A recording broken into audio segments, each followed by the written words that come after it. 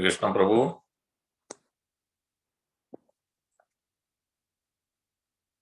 Amarendra Prabhu, you're there? Unmute. Maybe let me unmute.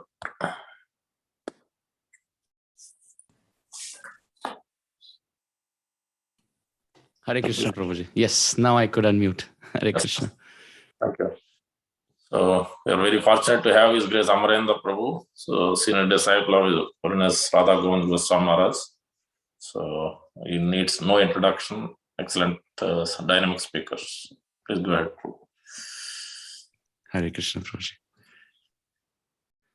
Om Ajnanatimirandhasya Jnananjanashalakaya Chakshur Unmilitam Yena Tasmai Shri Gurave Namaha Shri Chaitanya Manobhishtam Sthapitam Yena Bhutale Swayam Rupaha Kadamahyam Dadati Swapadantikam Vandeham Shri Guroho Shri Utapada Kamalam Shri Gurun Vaishnavamscha Shri Rupam Sagrajatam Sahagana Raghunatan Vitam Tam Sajivam Sadvaitam Savadhutam Parijana Sahitam Krishna Chaitanya Devam Shri Radha Krishna Padan Sahagana Lalita Shri Vishakhan Vitamscha He Krishna Karuna Sindho Deenabandho Jagatpate Gopesha Gopika Kanta Radha Kanta Namostate Tapta Kanchana Gaurangi Radhe Vrindavaneshwari Vrishabhanu Sute Devi Pranamami Hari Priye Vancha Kalpatarubhyascha Kripa Sindhubhya Evacha Patitanam Pavanebhyo Vaishnavebhyo Namo Namaha Namo Vishnupadaya Krishna Preshthaya Bhutale Srimate Bhaktivedanta Swami Niti Namine Namaste Saraswati Deve Gauravani Pracharane Nirvishesha Shunyavadi Paschate Deshatharane Shri Krishna Chaitanya Prabhu Nityananda Shri Advaita Gadadhara Srivasadi Gaur Bhakta Vrinda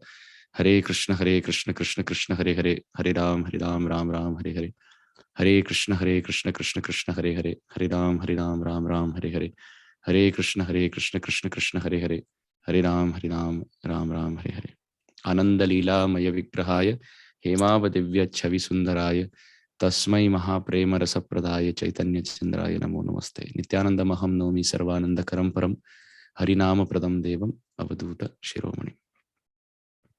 Hare Krishna everyone. Please accept my humble obeisances. All glories to Srila Prabhupada. I want to thank His Grace Madhupati Prabhu and His Grace Krishna-namananda Prabhu for kindly inviting me this morning at the beautiful, wonderful temple of Shri Radha Shyamasundar through Zoom platform, and very soon in person as well. Now the COVID restrictions are out, so I'm really eager to come and take darshan of the deities in person. The occasion that we are celebrating, and we have started our celebration for, is Shri Nishinga Chaturdashi, which is 2 weeks from now. But as we know, the 7th canto of Srimad Bhagavatam, which deals with the pastimes of Nishingadev, was so dear to Srila Prabhupada that Srila Prabhupada has lectured maximum number of times on the pastimes of Prahlada Maharaj. In fact, we will not be wrong if we say Srila Prabhupada was like Prahlada Maharaj in many ways.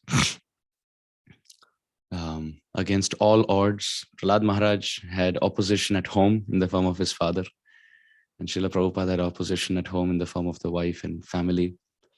And Prahlada Maharaj faced so much trouble, whether tossed into fire or crushed under a stampede of maddened elephants, or administered poison, or attacked with deadly weapons, or thrown from the top of the cliff.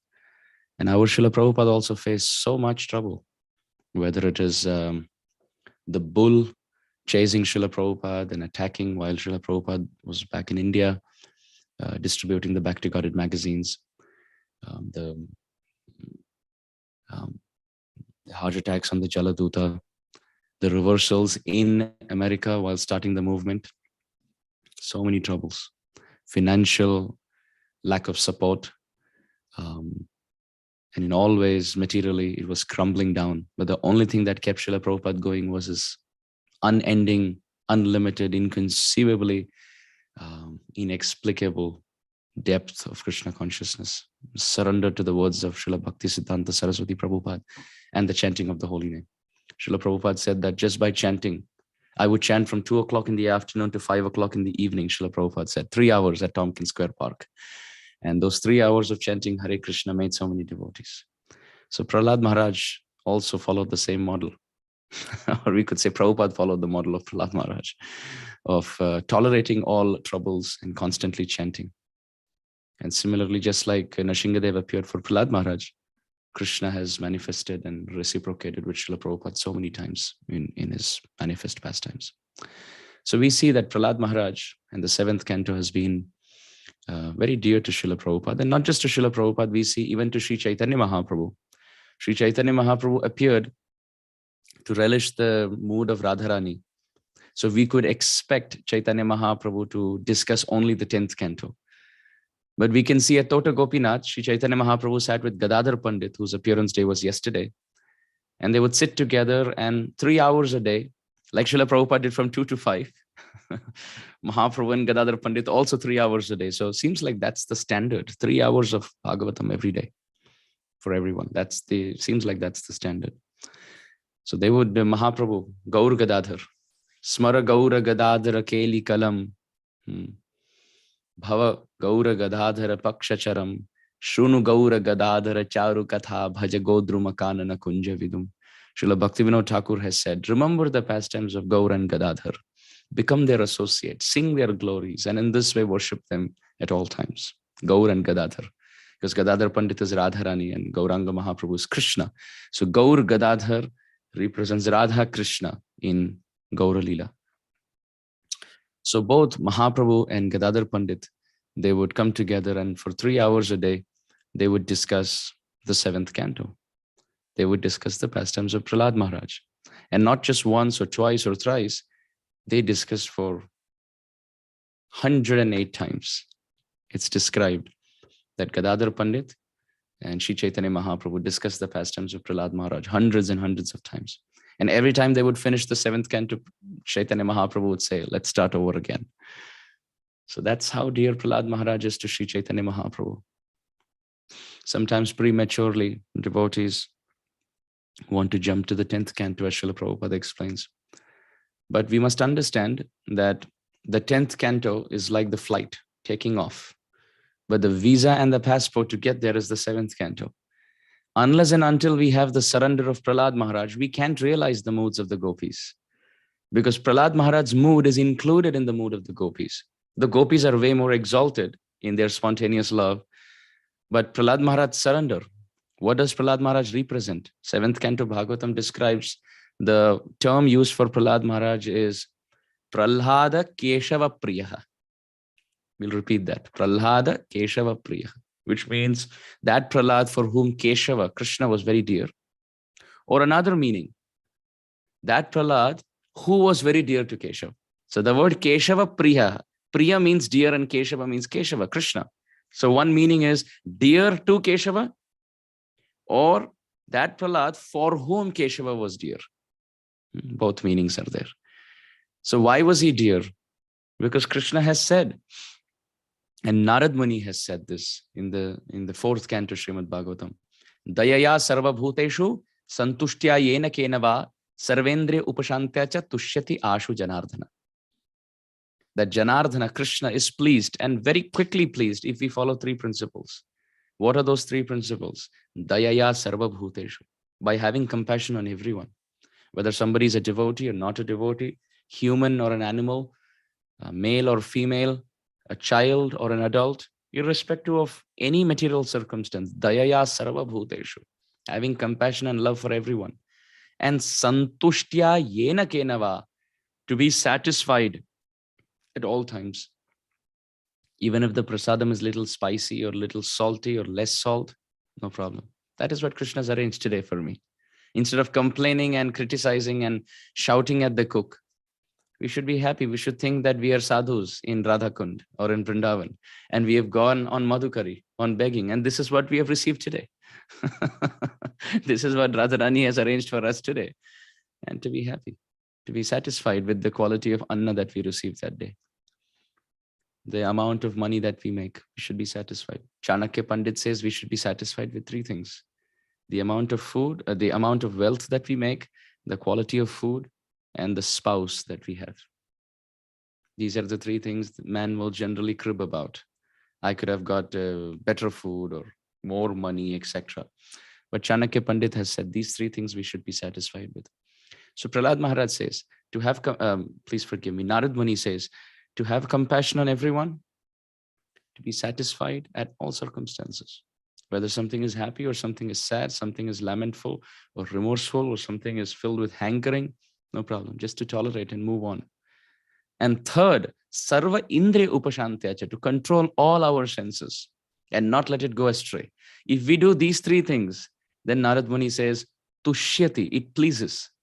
Ashu, very quickly, Janardanaha, Krishna.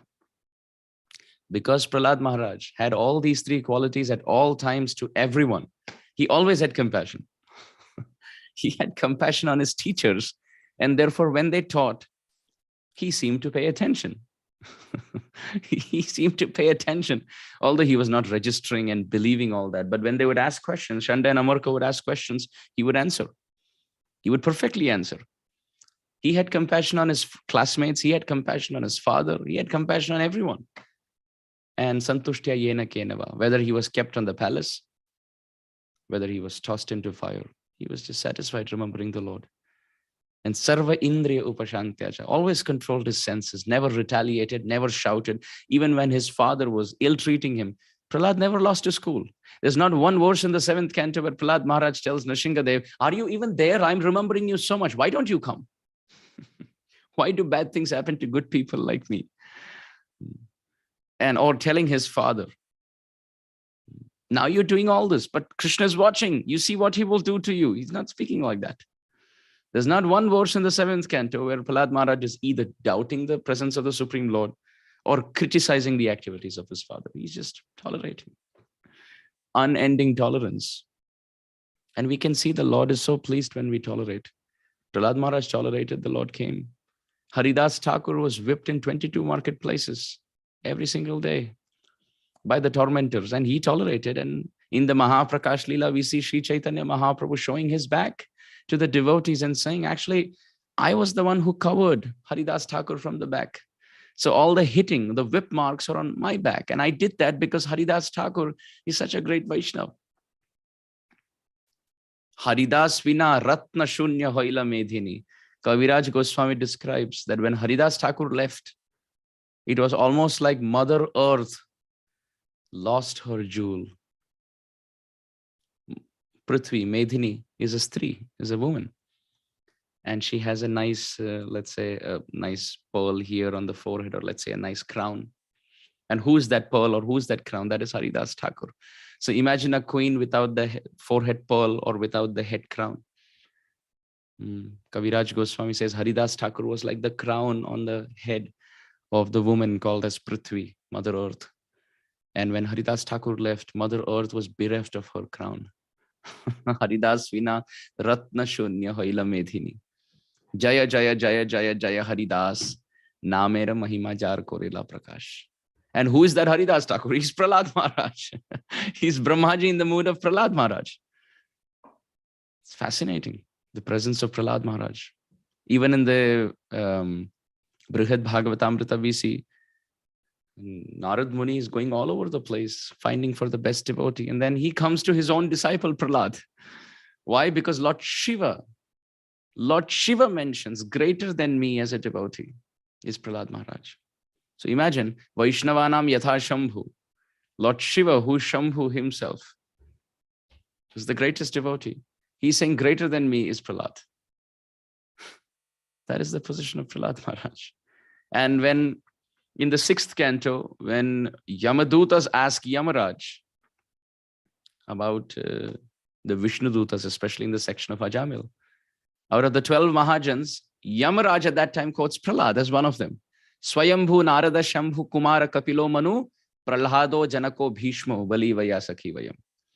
He quotes Swayambhu, Brahma, Narada, Shambhu, Lord Shiva, Kumara, the 4 Kumaras, Kapila, the son of Devahuti, Manu, Prahlad, Janaka, Mother Sita's father, Bhishma, Bali Maharaj, Shukadev Goswami, and Yamaraj himself. 12 Mahajans, of which Prahlad is one of them. At the age of 5, he's quoted as a Mahajan. Such a great Vaishnava. Such a great Vaishnava. Even when Nrsingadev appeared, all the demigods are offering prayers and he didn't get pacified. Lakshmi Devi was afraid and Brahma was afraid and Shivji was afraid and Indra is coming and offering his prayers, and the Pitrus are coming and offering, and Siddhas and Kim Purushas and Kinnaras and Yakshas and Vidyadharas and Charanas, all of them are offering prayers, and Nrsingadev is still fuming. He's still fuming, his tongue like a sword, licking the dripping blood out of his mane and his face, and eyes spitting fire after completely shredding Hiranyakashipu, ripping him to pieces, and having a garland of his intestines. Nrsingadev is fuming, and it took a Prahlad Maharaj to pacify him with sincere, heartfelt prayers. This is the position of Prahlad Maharaj. Very great Vaishnava. Very great Vaishnava. Even in Chaitanya Leela, when Vasudev Datta, when he tells Sri Chaitanya Mahaprabhu, my only desire, when the devotee Vasudev, he tells Mahaprabhu, my only desire is, I want to take the sins of everyone in the whole creation and suffer for them in hell, and let all of them go back home, back to Godhead. Let everyone go back home, back to Godhead, and I will take all their sins and I will go to hell and suffer. Mahaprabhu's heart melts, and he says, this is not surprising that you're speaking, because you are an incarnation of Prahlad yourself. So you can see multiple personalities taking that mood of Prahlad Maharaj, whether it's Haridas Thakur as Brahmaji taking the mood of Prahlad, or whether it's Vasudev. And Chaitanya Mahaprabhu says, it's not surprising at all. You are Prahlad Maharaj. And Prahlad Maharaj's mood is, Naivod Dvijet Paraduratya Vaitaranyas Twadvirya Gayana Mahamrita Magna Chitta Shoche Tato Vimukha Chetasa Indriyartha Maya Sukhaya Bharamudbhavanti Moodaha. Srila Prabhupada would quote this verse to say that Prahlad Maharaj is saying, Naivod Dvije Paraduratya Vaitaranyas. My Lord, I am not concerned about how I am going to cross over the ocean of birth and death and how I will attain your lotus feet. That's not my concern. Why it's not your concern? Because Tvat Virya Gayana Mahamrita Magna Chitta. Prahlad Maharaj tells Nrsingadev, I am just absorbed and engrossed in chanting your holy names. And look at the formation of words. Tvat means Bhavataha, yours, Nrsingadev.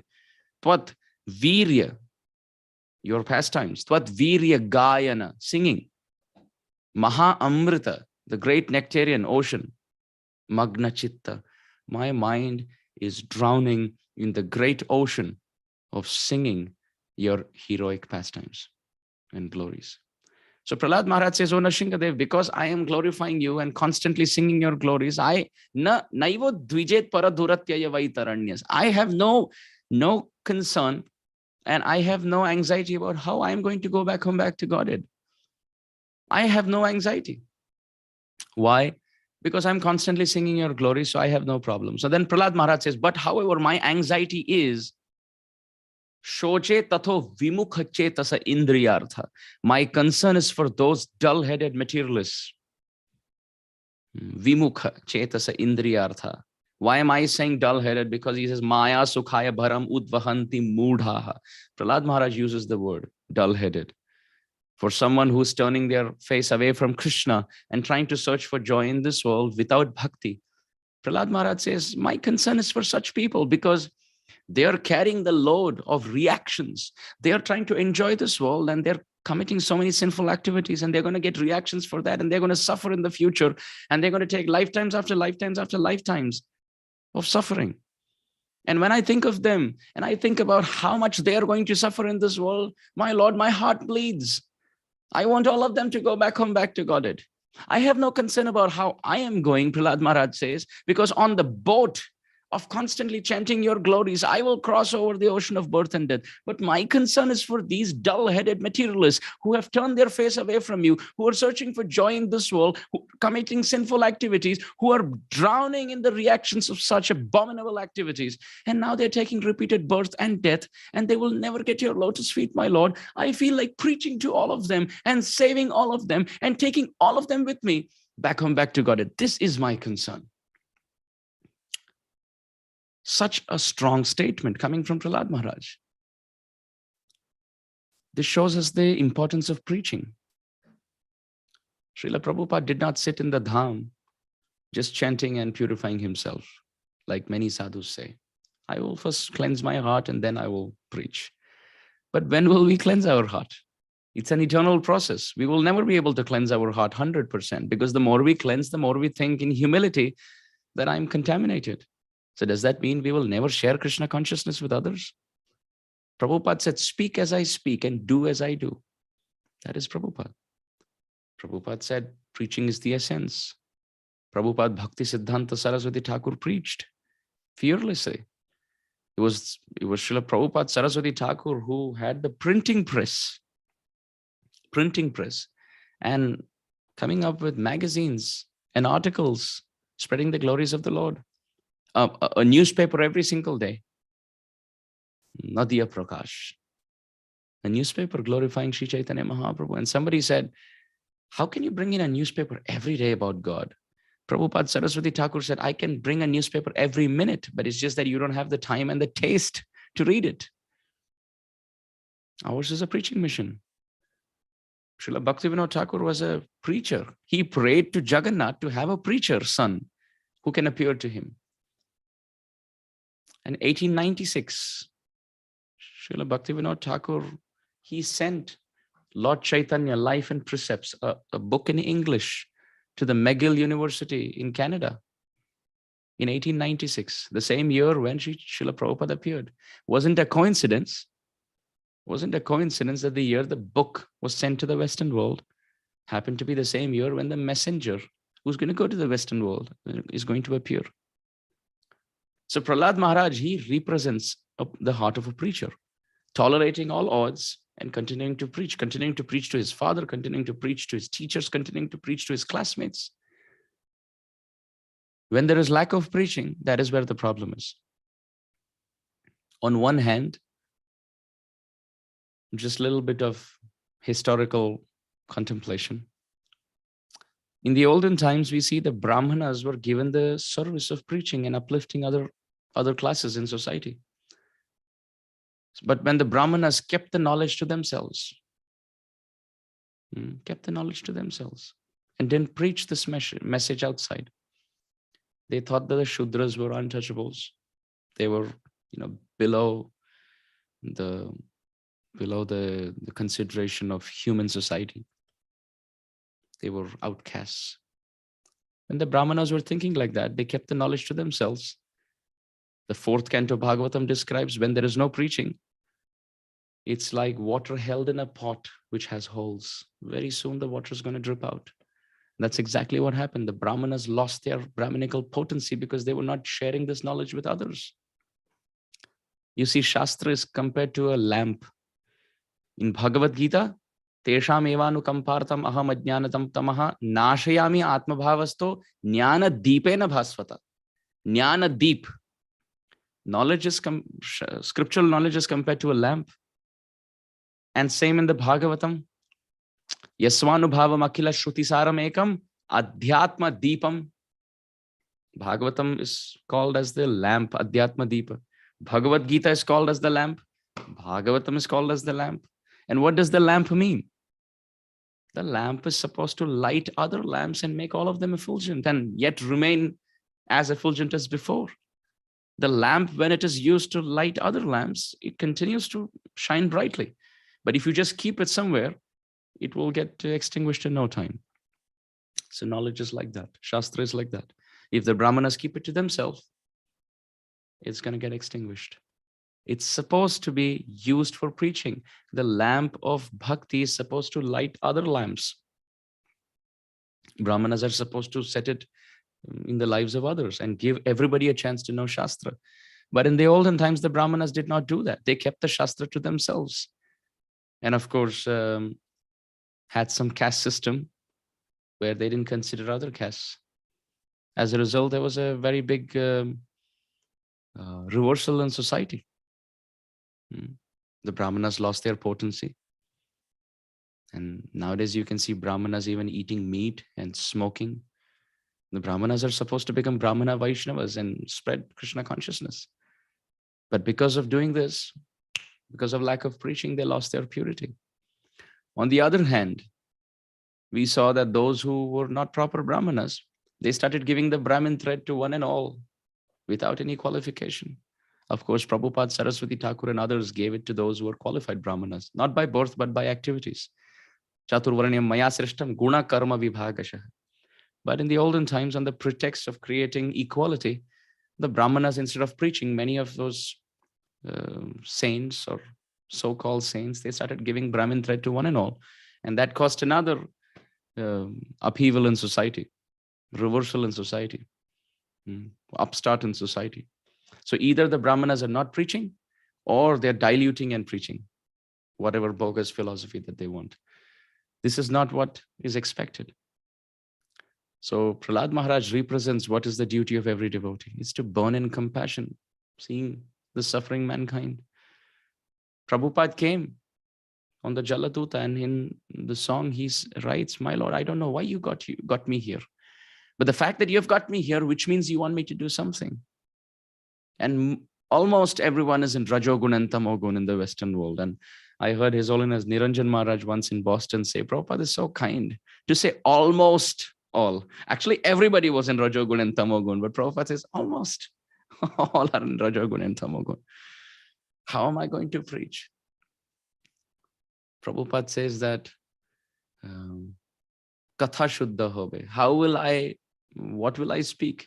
Shuniya Shabar Shokha Dukkha Je Guchibe.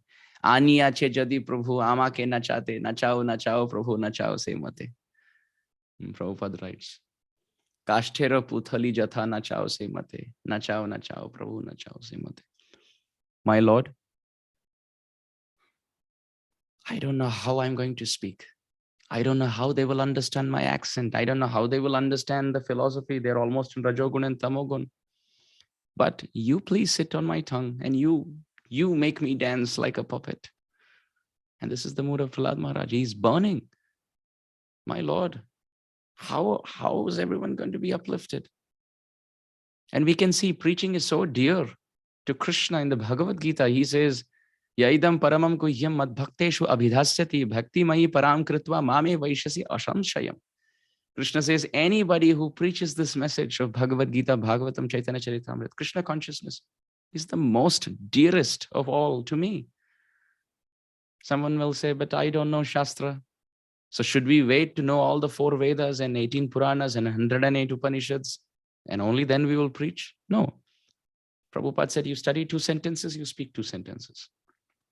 Very simple. We have to use our intelligence and try to connect Krishna in the lives of one and all.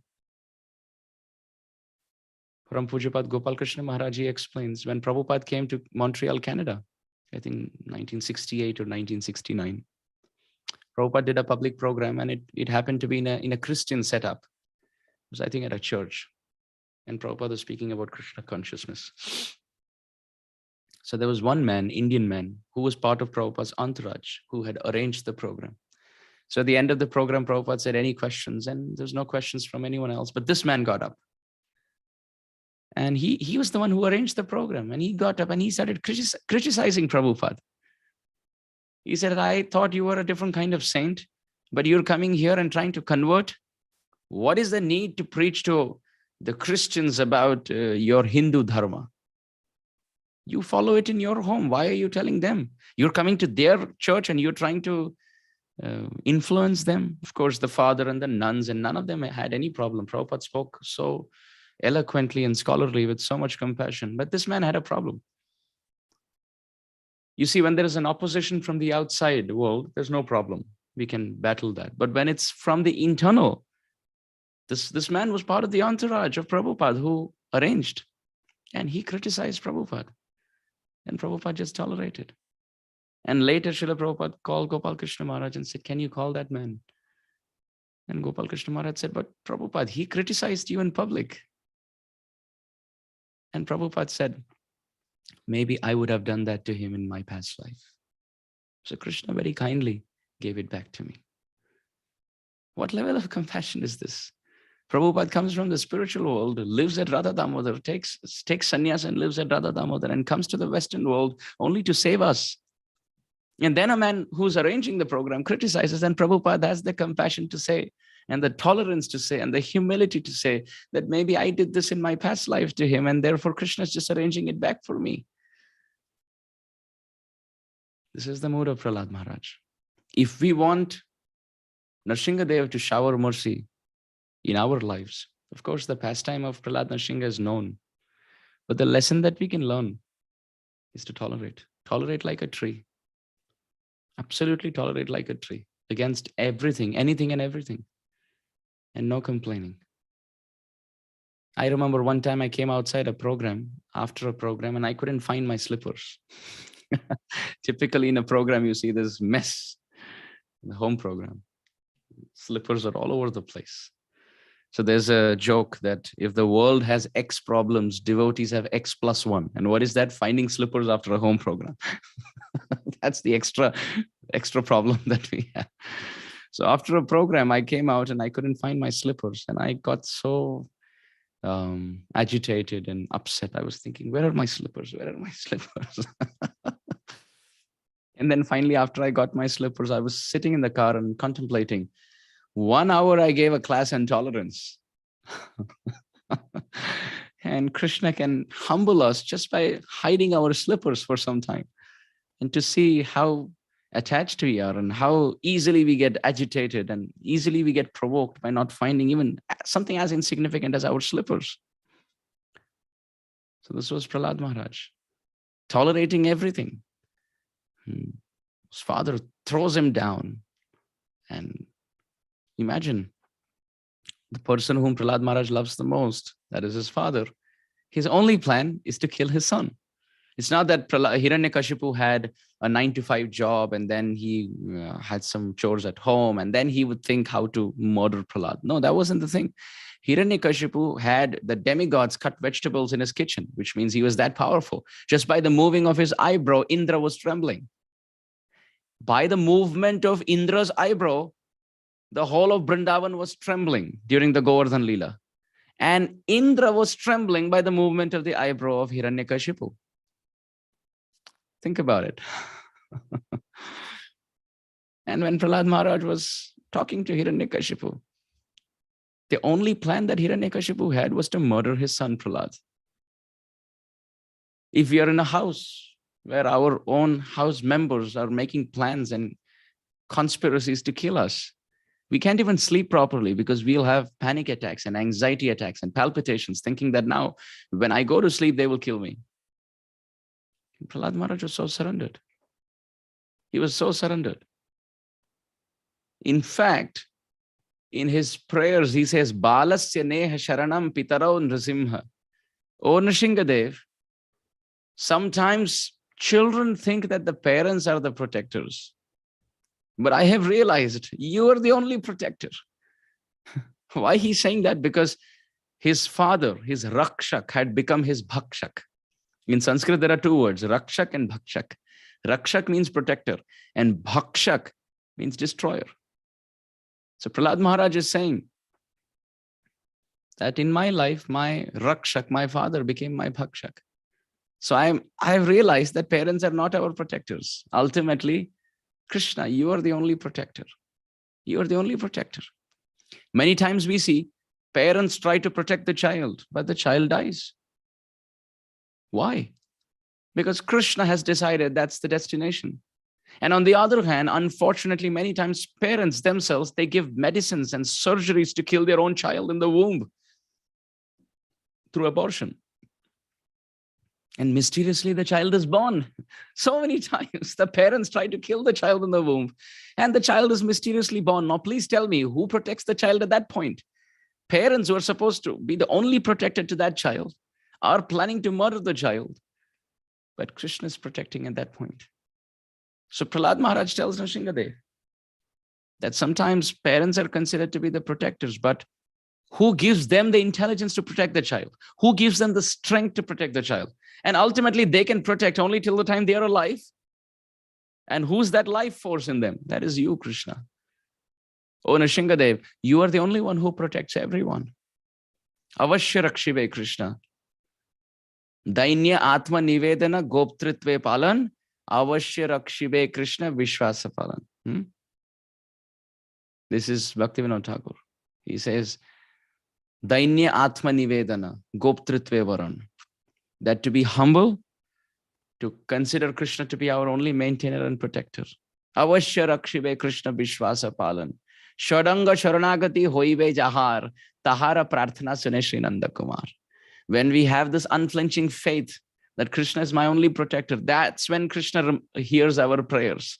If we have our this insurance and this policy and kung fu and karate and our bank balance and our guns to protect us, and then we say, Krishna, please protect me. What kind of protection is that? What kind of surrender is that?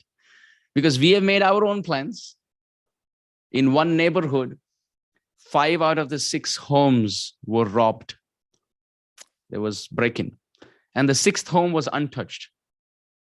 And then later there was investigation as to why the 6th home was untouched. Then they got to know that the board outside the house said, we don't call 911, we have guns.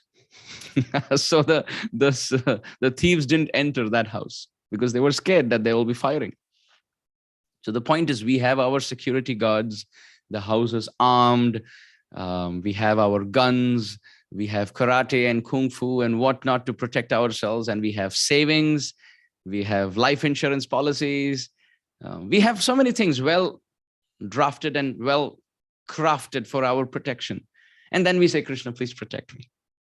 But when we put our hands up like Draupadi and like Prahlada, like Gajendra, and Krishna is our only protector, that's when Krishna listens to our prayers and comes to protect us. So Prahlada Maharaj says, just like parents seem to be protecting the child, but actually, Krishna, you're the only protector. Another example given is doctors and medicine seems to protect the patient, but actually, Krishna, you're the only protector. Prahlada Maharaj says 3 examples. He says, parents are not the true protectors for the child. Doctors are not the true protectors for the patient. And a boat is not the true protector for a drowning man. Prahlada Maharaj says in his prayers. And we can see this.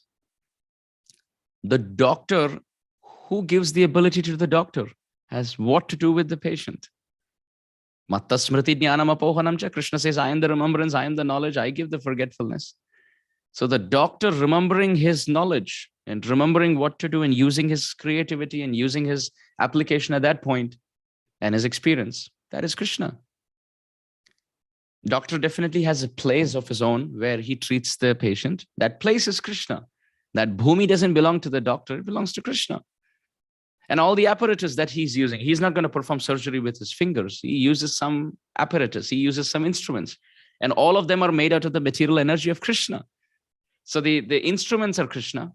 The bed, the place, the ability in the doctor, everything comes from Krishna.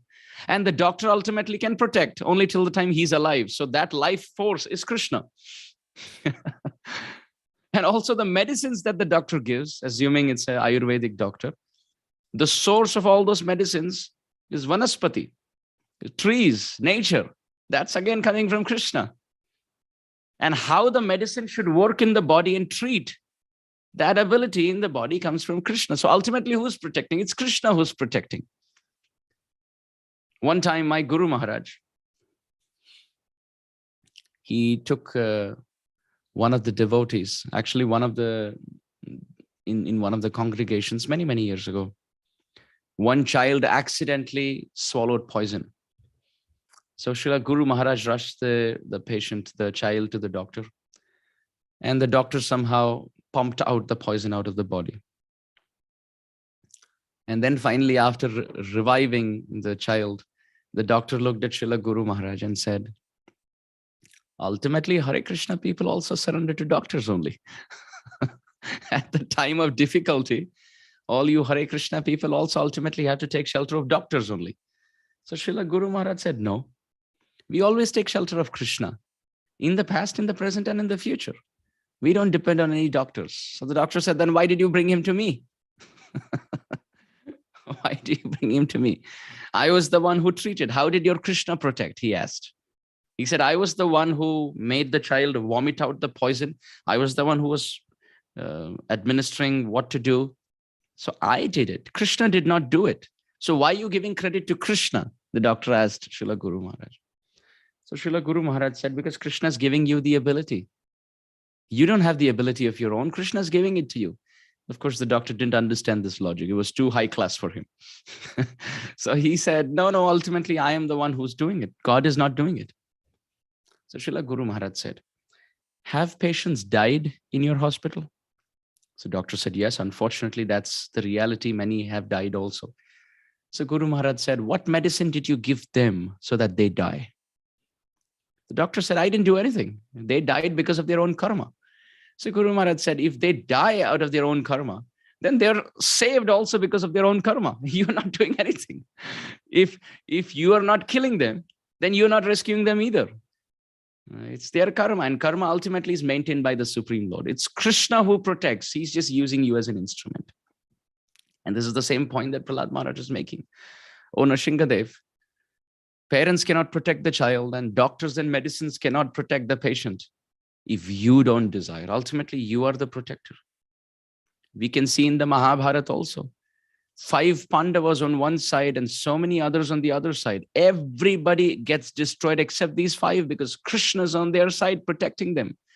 So many reversals. Their wax palace was set on fire. Bhim was given poison. They were attacked with deadly weapons. Their children were slaughtered by Ashwathama. The wife was disrobed in mid-assembly. They were ousted, sent into the forest, and 1 year of incognito. How much trouble. But nothing happened to them. Krishna protected them through all of that. There was a big world war for 18 days in the battlefield of Kurukshetra, and everybody died. The biggest Maharathis died. But nothing happened to the Pandavas because Krishna was protecting them. Krishna was protecting them. Karna actually had a weapon called as the Ashwasen Astra, which was a Sarpastra, which was an arrow made out of snakes. And it had the power that once it's released from the bow, it will destroy anyone and everyone. And Karna used that against Arjun, and Arjuna did not see it. So as the Sarpastra was coming towards Arjuna to behead him, to knock off his head, Krishna, with all his strength, pushed the chariot down by a few inches, and all the horses sat down. And as that happened, that arrow, which was supposed to knock off the throat of Arjun, knocked off the helmet. Who protected? Krishna protected. Who protected Arjuna during the battle with Jayadratha? Krishna protected. Krishna protected at all times. In the Ramayana, the battle of Ram and Ravan also went on for 18 days, like the battle of Kurukshetra. And at that point, we can see 17 days Ram and Ravan were fighting, but on the 18th day, Ravana started praying to Lord Shiva because he could see that Ram was now going to kill him. Ravana understood he can't survive longer. 17 days was a long time. Now, 18th day, he will be finished. He knew. And he was praying to Lord Shiva. Ravana had composed so many prayers for Lord Shiva. Jatatavi galat jala pravaha pavitastale galeva lamba lambyatam bhujanga tunda malikam dhamad dhamad dhamad dhamad dhamad ninadamar vayam chakara chanda tandava karotuna shiva shivam. Ravana had composed the Shiva Tandava Stotram for Lord Shiva. He was so powerful that he could lift up the whole Kailas and dance with Lord Shiva on top of it. That is how powerful Ravana was. He had offered his 10 heads in sacrifice for the pleasure of Lord Shiva. And now he was praying to Lord Shiva, please protect me. And Lord Shiva was in contemplative meditation. Mother Parvati looked at Lord Shiva and said, your devotee is calling out to you for protection. Please protect him. Lord Shiva said, let him die. I'm not going to protect him. Mother Parvati said, why won't you protect him? You protected him till this day. Why won't you protect him now? Lord Shiva said, I protected him till this very day because the actual killer had not arrived. Now that the actual killer, the Supreme Lord himself has decided to kill him, I cannot protect him. Mare Krishna rakhe Krishna mare ke. Till now I kept him alive only so that he can finally come at this point ready to be receiving the fortune of being killed by Ram. That's why I protected him till now. But now when the Supreme Protector himself has come to destroy him, who can protect him? So the point is, Ram is our only protector. Krishna is our only protector. Prahlada Maharaj is saying, parents cannot protect their children. Doctors and medicine cannot protect the patient if the Lord doesn't want to protect. And ultimately, he also says, a boat can't protect a drowning man if Krishna doesn't desire. What is that boat made up of? It's made out of material elements, which comes from Krishna. Bhumi rapaha anala vayu kham mano buddhirevacha. So that boat is also Krishna. So if Krishna desires, then the drowning man can be protected. But if Krishna desires for him to drown, who can protect? A boat cannot protect. There is a story, one time a sadhu was traveling with other travelers and nobody knew he was a sadhu. He was just peaceful, patient, sitting in the corner, unassuming and chanting the holy names. And suddenly the boatman started saying the boat is rocking and the boat is going to drown very soon. What did the sadhu do at that point? He started taking all the water from the ocean and pouring it into the boat. Instead of pouring it outside, the water was coming in. So he's supposed to pour the water out, but he started pouring the water in, more water from the ocean. He started pouring it into the boat and people thought he's gone nuts. What is he doing? And then later, when the boat became steady and the boatman said, now we will not drown, everything is okay. So at that point, the sadhu started taking water from the boat and throwing it out. So people were confused by this behavior. They asked the person, the sadhu, when we were drowning and the water was coming in, why were you throwing more water in?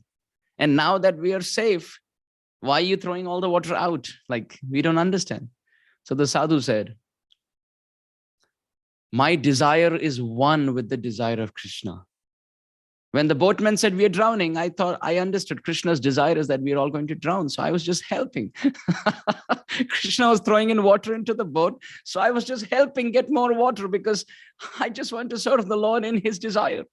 And finally, when the boatman said we will not drown, I understood Krishna doesn't want us to drown and he wants us to be protected. So I started throwing the water away.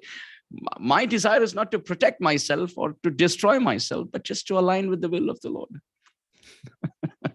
So Prahlada Maharaj is saying, a boat cannot protect a drowning man unless Krishna desires.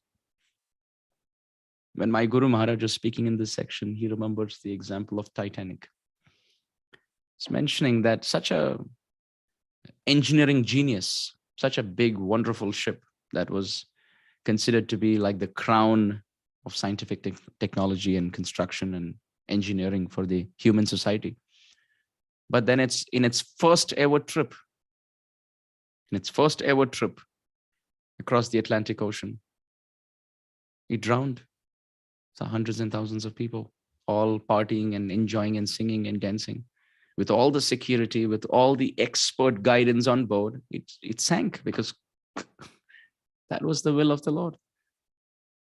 So Prahlada Maharaj is saying, till the time the Lord doesn't desire, the boat can't do anything to a drowning man. Parents can't do anything to the child. And medicine and doctors can't do anything to the patient. Ultimately, it's Krishna who's the protector.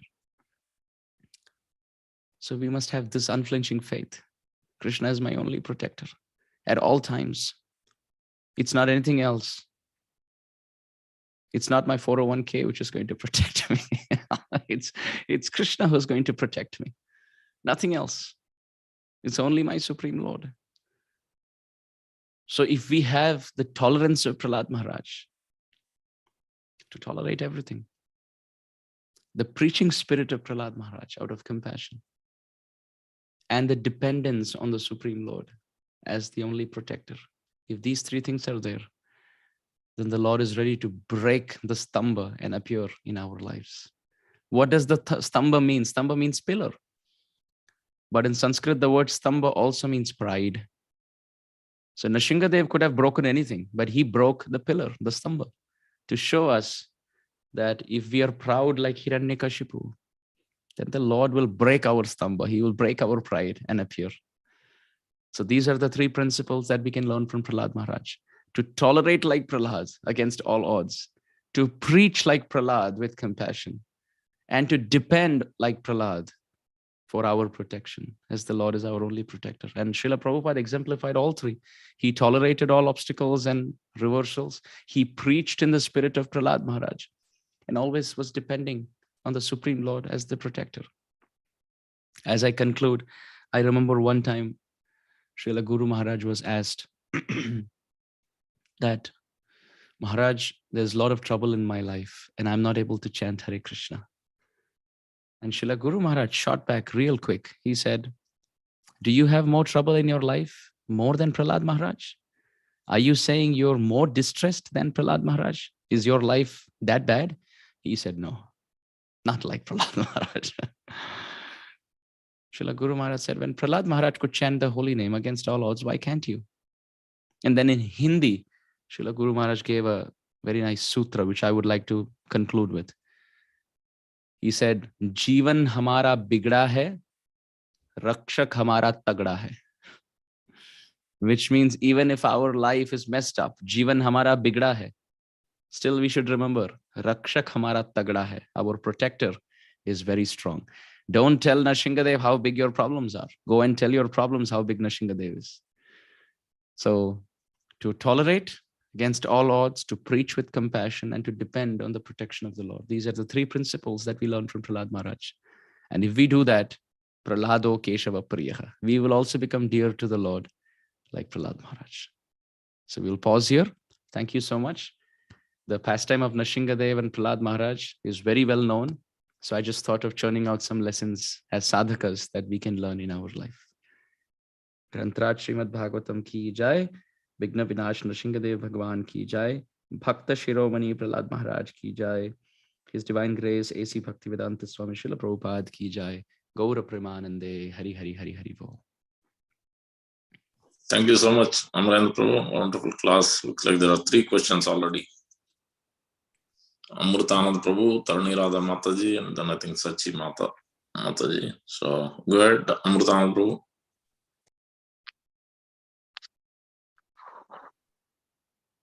Hare Krishna, Amarendra Prabhu, please accept my humble obeisance. All glories to Srila Prabhupada. Hare Krishna. I have a comment and a question.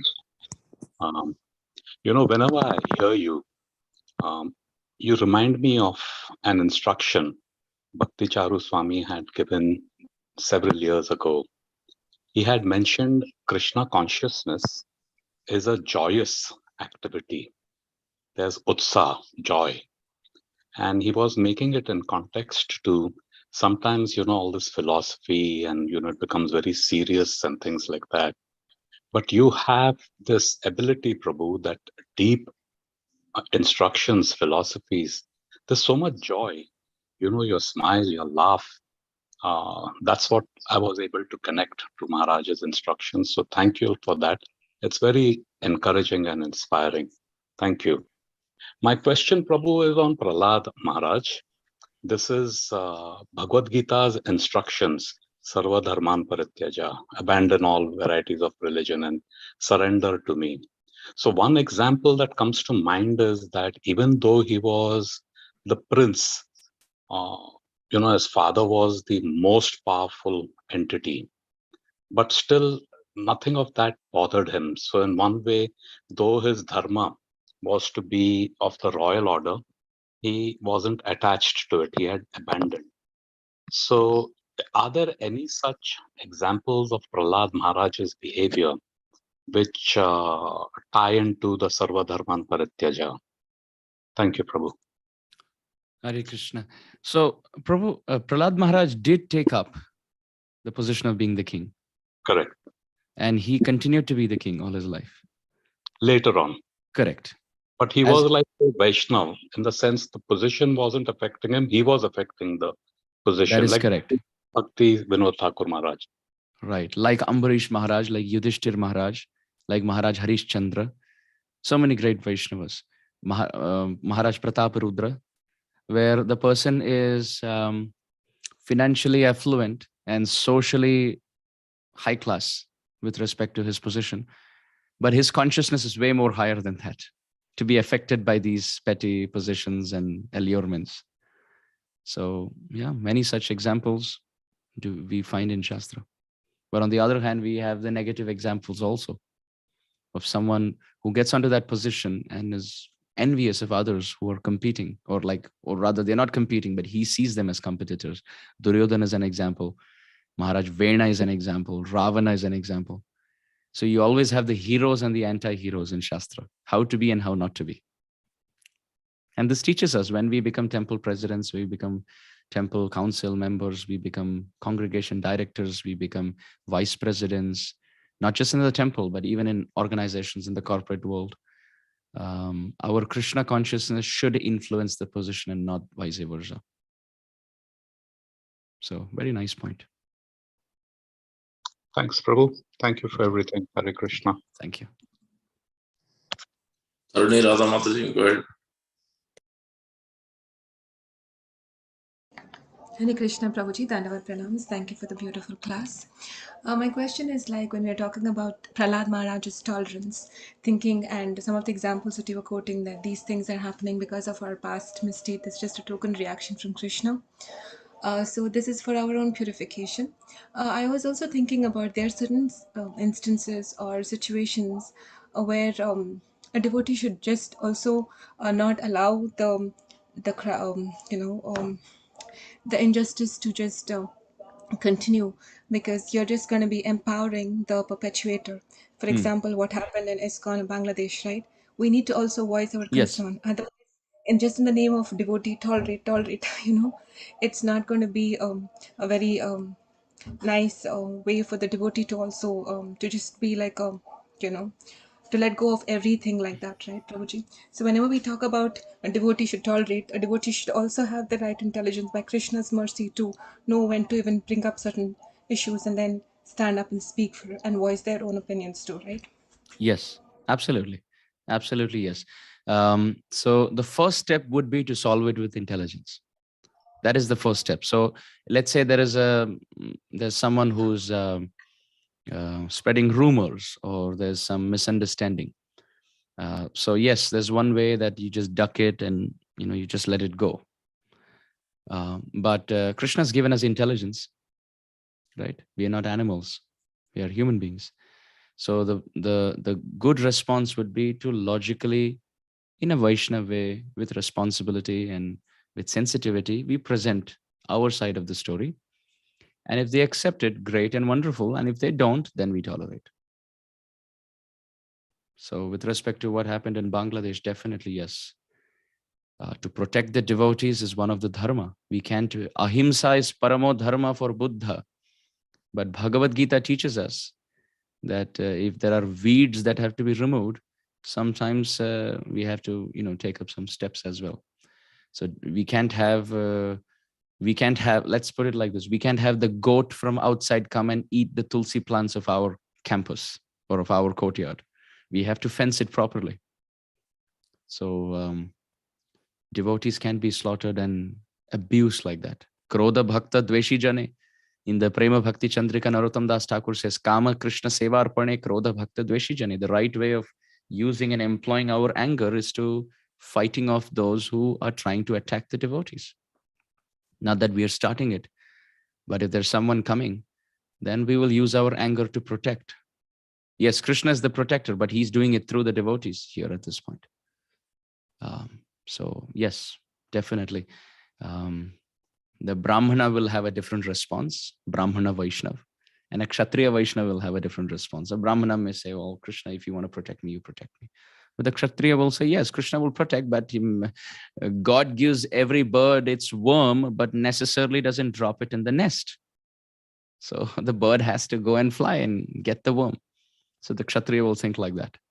And Vaishnav ultimately has all aspects. He has the Brahmanical aspect when he's speaking and preaching and helping, but the Kshatriya aspect when it comes to protection, the Vaishya aspect when it comes to building a temple, and Shudra in front of the spiritual master, menially and humbly serving at all times. So yes, absolutely agreed to that point.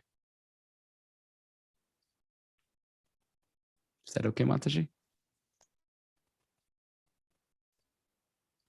Are you able to unmute? Yeah, thank you so much, Ramji. And just to follow up to that is when something happens to us, we need to tolerate, and when something is happening to other devotees, we need to voice our concern. Is that right? Or Absolutely even yes. Absolutely yes. There is actually a saying for that also, that there's one acharya who writes that the heart of a sadhu is like butter, soft as butter. But he says there's a difference. When you heat butter, it melts. So when you give heat in the life of a Vaishnava, then he doesn't melt, in the sense that he doesn't feel any aggression. But when there is heat in the lives of other Vaishnavas, that's when the butter of his heart melts. Not when he is abused or he is given the heat. That's not when he gets provoked or the butter of his heart melts. But when there is aggression in the life of other Vaishnavas, that's when that heat in their life causes the butter of his heart to melt. So this is proper understanding.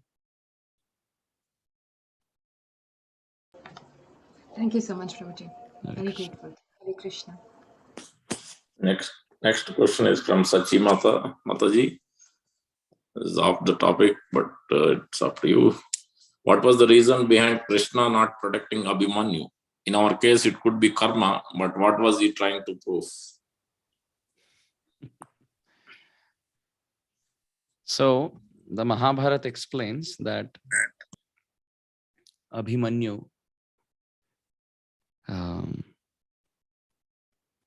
was the son of Chandradev, moon god.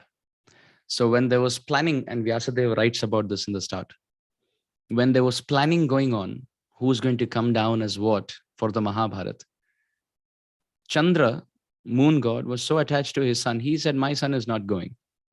He's not going down. He will be with me. But Brahmaji said, no, everybody must go down for serving the Lord in this pastime of the Mahabharata. Then Chandra said, I will let my son go, but on the following conditions. His father and his son both should be powerful warriors. And that was true for the son. The son of Chandradev, he appeared as Abhimanyu. So his father was Arjun and his son was Parikshit. Both were powerful. The second condition, Chandradev said that my son should be so powerful that he should be able to destroy half the army in one day before he dies. So that was also possible. Abhimanyu destroyed half the army before he died. And Chandra said the third point, he said he very quickly should come back to me because I miss him. So at the age of 16, when he was youngest, he was caught up in the Chakravyuh and he came back. So these were the three conditions that Chandra, the father, wanted to be fulfilled for his son to become Abhimanyu. And Brahma gave all three of them as benedictions. And therefore, Krishna facilitated that desire of the Chandradev and the blessings of Brahma. And then he came, and Abhimanyu's father and Abhimanyu's son, both were powerful. He destroyed half the army, and also he was the youngest to come back. So this is the back-end story in the Mahabharata. Thank you, Prabhu. Next, Jagadish Sima Prabhu, then Ashesha Karuna. Go ahead, Jagadish. Hare Krishna Prabhu, then Pranam. All Hare good Krishna. Prabhupada, all grace to you. Prabhu, I have the two questions related to one preaching and other is the dependence on Krishna. So related to preaching, we see day to day, personally I'm telling, when we preach and we see that out of the family, one member become little serious. And that member, because of the others who are not serious, come in the problem. In that situation, we feel like, did I do a good job or did I something? Though I know this is the mission and Prabhupada instructed. So how to take this kind of situations? Well, it is better to struggle being a devotee than to struggle as a non-devotee, because ultimately someday we have to go back home, back to Godhead from the state that we are in. Right? We are here and ultimately we have to go back to Krishna someday. And the way we would do that is by purifying our heart. And the way we will purify our heart is by performing bhakti. So it has to happen someday. Someday the person has to hear Krishna consciousness and go back home, back to Godhead. So why not do it today? Although externally it seems that he is struggling in his family because of being a devotee. That struggling, external struggling, is better than internal struggling of being eaten up by lust, anger, greed, pride, envy, jealousy, etc. So you're actually giving a path by which there may be some struggle in the beginning, but ultimately everything is going to be peaceful. When you start cleaning up a room, there'll be some dust which will rise, but that doesn't mean we stop cleaning. Right? We continue to clean so that the room becomes spick and span. When the churning of the milk ocean took place, some poison came out. That doesn't mean they stopped the churning. They continue to churn so that the nectar comes out. So initially, when you preach, there is some churning in lives and some struggle may come up in the form of some poison or some dust particles, but you continue to churn, everything will be auspicious.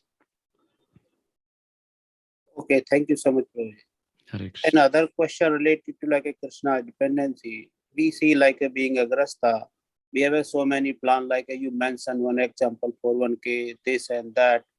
So being all this, having all this like a surroundings, is still like in which mode we can think, okay, everything depends on Krishna, because we are taking this so much of the responsibility, this and that, and same time we are saying, oh, I'm dependent on Krishna, everything, whatever is good.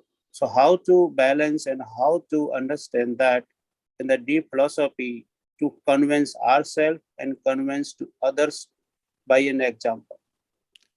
So we can very easily understand that, even if, let's say, we make all the plans, it's possible that we may have to die in an accident, and none of these plans will help us at that point, right? It's possible that I may make all my plans to protect myself, and I may get onto an airplane and have a crash. So who's going to protect me at that point? None of these plans will protect me. So, but as a grihastha, we can't be irresponsible also. So we have to work as if everything depends on us and pray as if everything depends on Krishna.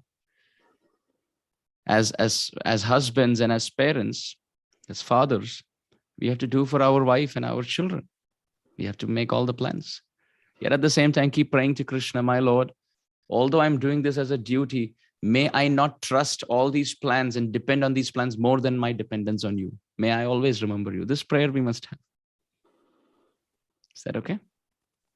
Yeah, thank you, Prabhuji. Because sometimes we feel, okay, I have this, I have that, and the same time chanting also going on, but still the dependency doesn't come into that level. We thinking, okay, if something happens, then this plan will work, that plan will work. Continuously we must chant. Prabhupada explains in many, many purports, the only way to purify of all our samshayas, all the doubts, is to chant the holy name constantly. Krishna will protect. In Hindi, they say, "Dunya ke kaam karte raho, Hare Krishna naam japte raho." We have to continue to do what we have to and continue to chant. And of course, with patience, things will happen. It won't happen overnight, but with patience, with time. Okay, thank you so much. Hare Krishna. Thank you so much, Prabhu. Ashish Karan Jagannath Prabhu, you still have a question? Yes, Prabhu. Go ahead. Hare Krishna Prabhu. Hare Krishna Prabhu. Dandavat Pranam. Very beautiful class today and very beautiful Katha. Prabhu, one question is that Prahlada Maharaj has the pastimes, right, Prabhu? Only one pastimes and number of pastimes. Can you describe about that pastimes little bit, so we can get the nectar about that? I did not understand the question. But I mean that Prabhu, Prahlada Maharaj has the previous lives also, right? Yes. So can you describe about that previous lives so we can get some nectar? You can kindly read Nrsimha Puran. There's great description there. Very detailed description. Also, you can read Krishna Kathamrita Bindu magazines. There's description of Prahlada Maharaj's past life there. If I get into those description, it may go over time. So valuing and respecting everyone's time, I will just point in the direction so that you can read yourself. Okay, Prabhu. No problem. Thank you. Dandavat Pranam. Thank you very much, Amarendra Prabhu. Please accept my respectful obeisances. Vancha kalpatarubhyasya kripa sindhu bevacha pattanam pavanam Vaishnavibhyo namo namaha. Yo Vaishnava Nama Nama. We look forward to seeing you here, Prabhu. So when can you give your audience to us in person? June, July, Any August. time in summertime now. Traveling has begun anyway, so you can let me know. Sure. Thank you, Prabhu. Thank you so much. Thank you so much. Madhupati Prabhu. Thank you. Thank you, Amarendra Prabhu. He logged out. Amarendra Prabhu? Yeah. Looks like. Okay. Look, quick announcements. May 3rd coming up. And first of all, today we have Sunday feast program. Please join us in the evening 5 to 8. And Govindas is on with some Govindas specials. So please order if you like to. govindasnj.com is the website to place the orders.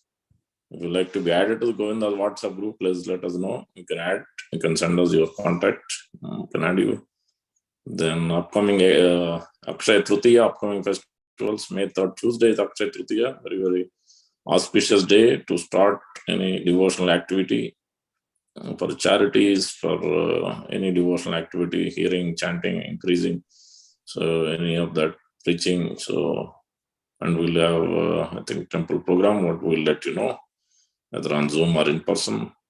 Then the May 10th, following week Tuesday is also Sita Navami, Sita Maharani's appearance day, Janava Mata's appearance day, an important day as well. And then biggest festival coming up is Narsingha Chaturdasi, May 15th, which is a Paurnami / Chaturdasi combining. It is mentioned Chaturdasi when combined with Trayodasi, you are not supposed to celebrate on that day.